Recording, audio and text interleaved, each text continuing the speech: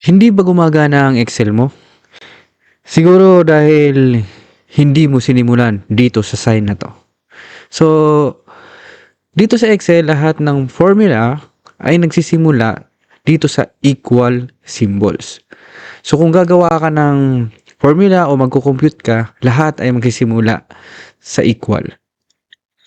So, kung dito ka, ang tawag dito sa mga 'to is cell. Then, ang kabuuan nito is workbook. Dito tayo sa isang cell, kung maglalagay tayo ng number dito, dito, hindi natin siya mabibilang kung hindi natin siya lalagyan ng equal. Kung gagawin natin C8, kahit ilagay natin yan, C8 plus C9, so walang mangyayari dyan. Kasi alam nyo bakit? Kasi naririn siya as a text. Text lang siya. Hindi siya formula. So, lahat ng formula dito sa Excel is nagsisimula sa equal. So, pagpatuloy tayo. So, para makompute ito, lalagyan natin sa simula. Lagi nagsisimula siya sa equal. So, napansin nyo, na-compute na yun o nabilang na yung dalawang number sa taas. So, pag binasa natin, laging may equal yan. Kahit maging minus yan, times, plus, divide, or ano pa man, o formula, or mga equations, lahat yan nagsisimula sa equal. Tandaan nyo yun guys, dapat magsimula ng equals. So, ano nga ba yung gamit nitong equal na to? So, ginagamit siya in the basic math, plus, minus, times, yung katulad ng ginawa natin kanina. So, naglagay tayo ng minus dito, pwedeng times. Okay? So, pwedeng times yan. Then, pwede rin siyang gamitin into function. Yung katulad nung first video ko is yung sum. Example, sum. Yan, lagyan natin siya ng sum and open close parenthesis. Marami pa akong ituturo ng ganito guys. So, keep on watching to my channel. So, na-compute pa rin siya, naging time siya.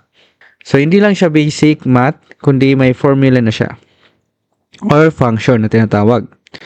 Pwede rin siya maging reference, yung equal dito. So, kung maglalagay tayo ng equal, kunyari itong 6,000 na yan, kukopyahin natin.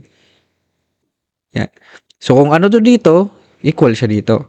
So, kung may babaguhin tayo dito, yan. Yun na rin yun sa kabila. Pero pag may binago ka dito, kasi equal siya doon, hindi naman siya equal dyan, ay hindi niya makukopya yun. Kasi, ang reference mo is ito. Kasi dito ka nag-equal kanina. So, naging text na lang siya kasi nawalan siya ng equal sa unahan. So, kapag walang equal sa unahan, nagiging text, yun po yung tandaan natin. So, ginagamit din siya into comparison. Kunyari, itong dalawa na to, equal natin. Kung ito daw ay equal dito, so anong magiging sagot niyan? Comparison true or false? False. Okay, ganoon siya guys. So, same din, pwede natin ma-equal yung mga text sa loob ng cell. So, for example, itong formula na yan, mag-equal yan dito, equal. Yan. So, kung ano yung dito, magiging sagot, ganun din sa kabila. So, same logic, kung maglalagay tayo ng mga text dito, kunyari pangalan, Juan. So, pagka lalagyan natin siya ng, gusto natin maging equal dito sa part na to, equal. Select lang natin yan. So, Juan na rin siya. So, yun yung mga gamit ni equal. So, dito tayo magsisimula sa equal. Then, sa mga susunod na araw ay gagawa po tayo ng mga iba pang mga formulas and formulation dito sa Excel.